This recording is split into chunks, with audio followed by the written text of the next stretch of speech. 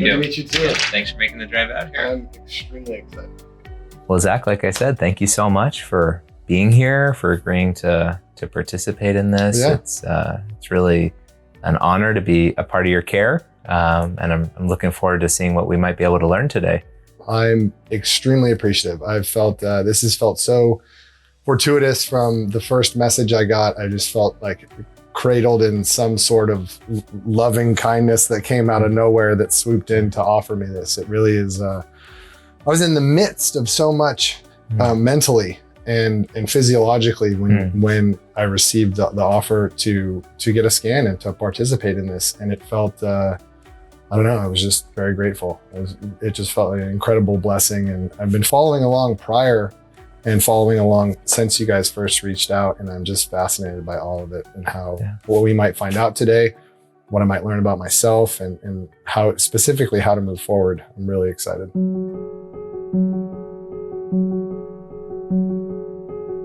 I counted a total of 11 significant hits to the head that you endorsed in your history. Yeah. Does that sound about right?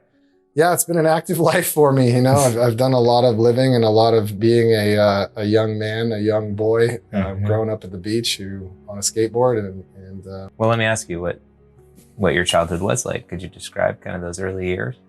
Come from a split home. My parents separated when I was young. I have a twin brother. He's one of my best friends.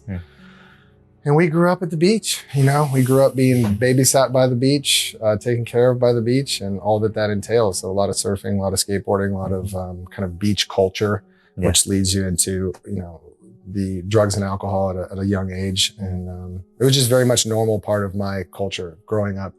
How young were you when you got into it?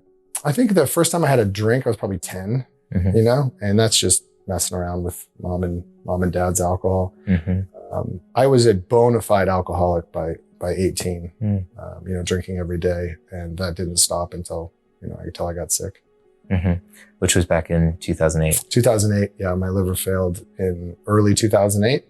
I stayed out of the hospital for as long as possible to avoid what I knew was the end of my drinking and probably the end of my life.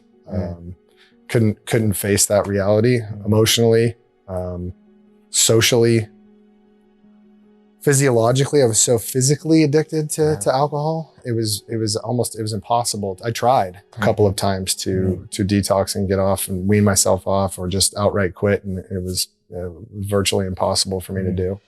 I just couldn't, you know, so much of my existence was tied into alcohol. So much of my comfort level, so much of being able to just navigate life was dependent on alcohol. And you remove that, then you remove my life essence. You remove it was the variable that I thought made me who I was. As weird as that sounds, you know, you take away alcohol, you take away me. You know, I'm going to be impossible to be around. I won't be funny anymore. I won't be social. I won't be able to go out to events. You know, you tell a 28-year-old man that he's never going to be able to drink or that he might not survive.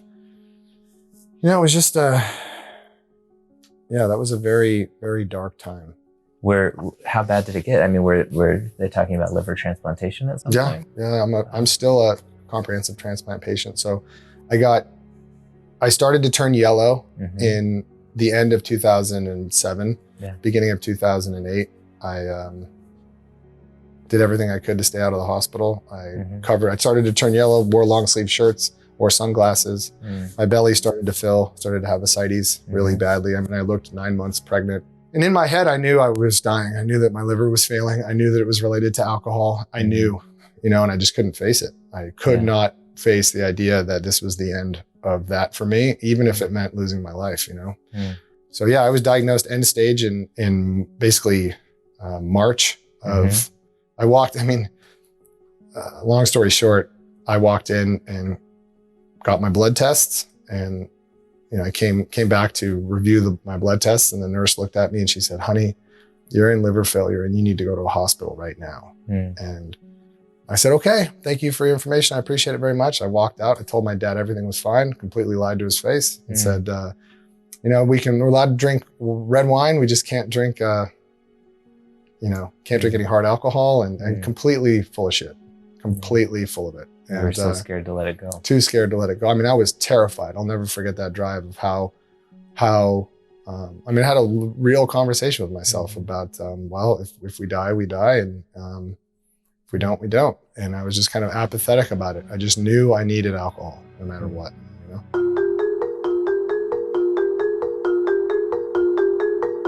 So I'm going to start by showing you your surface scan, and then afterwards we'll look at your active scan. So here is your scan. What do you see? I see diminished blood flow in a number of areas. You got it. You are reading it correctly. Yeah. And remember, this is where we're starting from. Yeah. This is not where we're ending.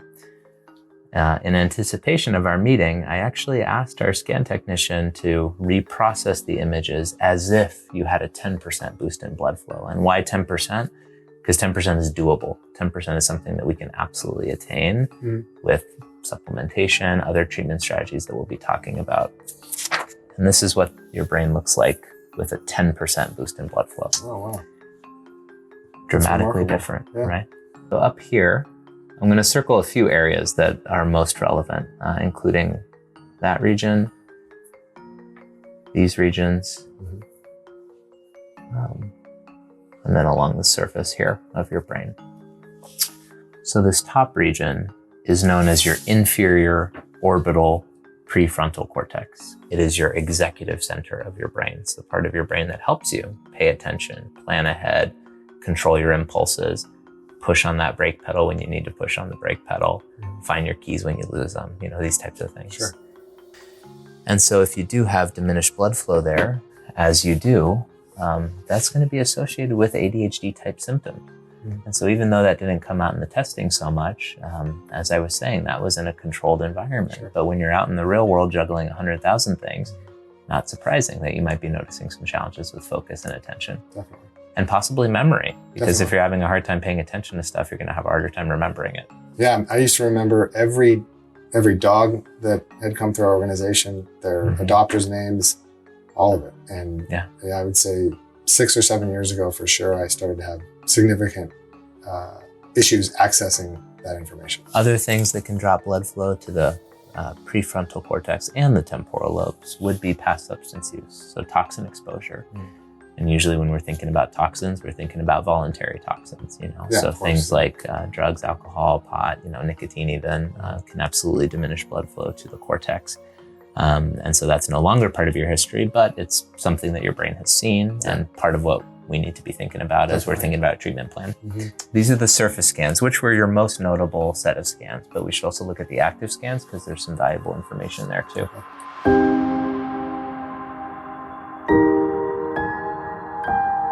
So remember, for the active scans, we're expecting to see a sea of blue and a lot of red and white in the very back where the cerebellum is located.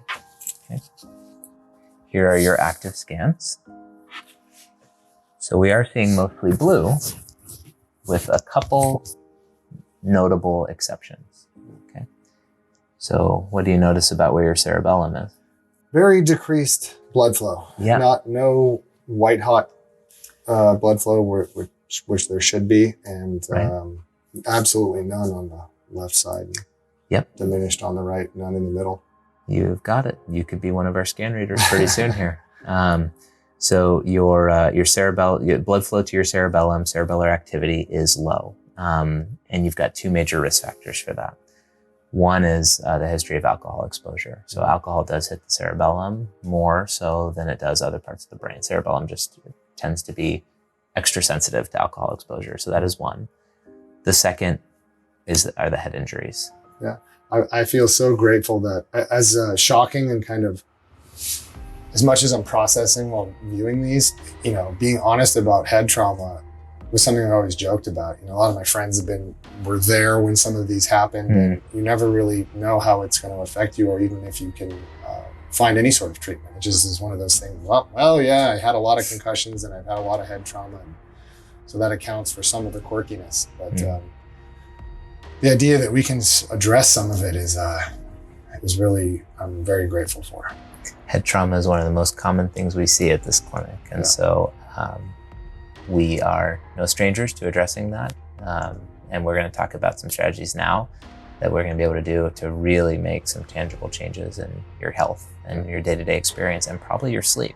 Because we could throw whatever we want at your brain, but if your brain is not in a healthy state, it's not really going to be accepting of any treatment. So we've got to boost its health before anything else. And so let's talk about how to do that.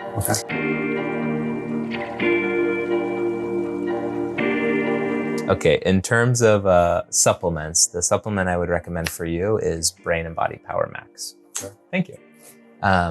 So Brain and Body Power Max is the same supplement that we used in our NFL study of former NFL players who had been through really significant head traumas with brains with significantly diminished blood flow in several regions.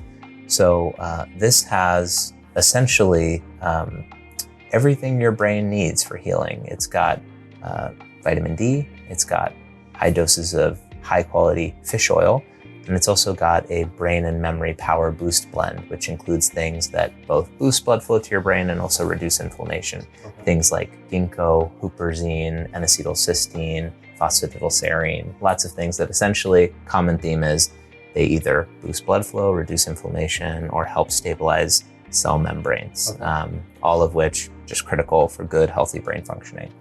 We're going to want to cross-reference this with other supplements that you're currently taking because we want to make sure you're not getting too much of any one ingredient. But this has the potential to replace any fish oil that you're currently taking, any vitamin D that you're currently taking, any multivitamin that you're currently taking. Okay, so that is the first supplement that I want you to know about. The second is a supplement called Happy Saffron Plus. So Happy Saffron Plus is a natural way to boost serotonin and also to reduce inflammation in the brain. So it's got just 3 ingredients in it.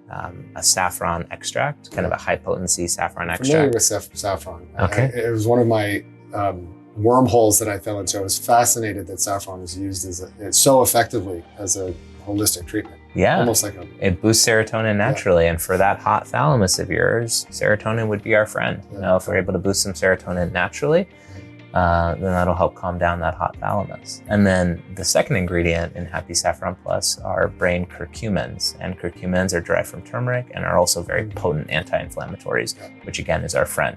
Inflammation is working against good, healthy blood flow to your cortex. And then the last thing in it is some zinc. So that combo, I think could really help with the mood piece to all this, but also further help bring down inflammation in addition to the things that are in the Brain and Body Power Max. Can I ask a odd question? Sure.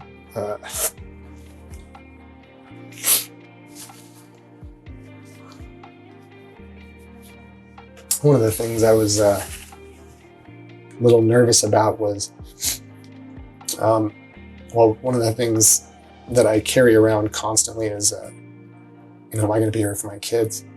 And so I have some fear seeing that and wondering if I'm going to be okay for my kids. And so I don't want to just ask you flat out, am I going to be okay for my kids? And for me. But that's the question. Am I going to be okay? Yeah. I'm so confident that we're going to be able to boost your brain's health and that we're going to get you on a really, really good track here. And so much of your life has been focused on your physical health, right? The health of your liver. You've made incredible headway there. And now we're going to just give that same intentionality and focus to your brain. And your girls are going to reap benefits from it. They're going to feel daddy being even more present, daddy being even more patient, less fatigued, and so much more of you is going to be available to them. That's great. Yeah, and I'm super confident that we're going to get there. Phenomenal. Thank you, man. You're welcome. Thank you for doing this. Yeah, I really appreciate it. I'm excited to see what happens. I'm optimistic.